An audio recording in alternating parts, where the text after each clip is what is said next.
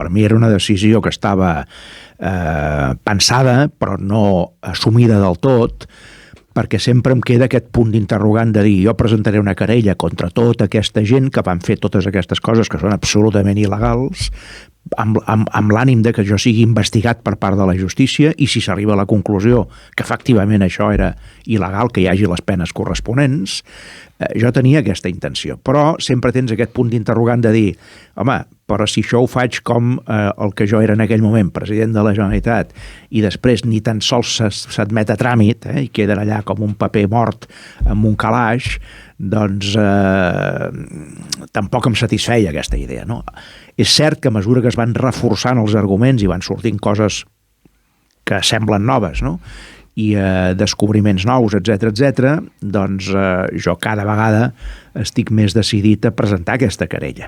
I estem esperant si finalment això és compatible amb que no hi hagin, amb que es mantinguin els terminis legals per presentar la querella.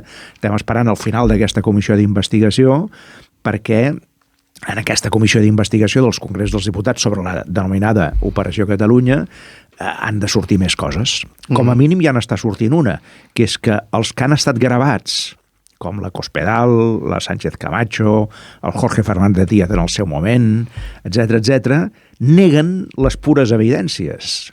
I això és, és d'un desvergonyiment total, no? Doncs això ja quedarà registrat, coses que són evidents, registrat, vull dir, des del punt de vista de la Fiscalia, dels tribunals, no? Coses que són molt evidents i que es neguen en seu parlamentària.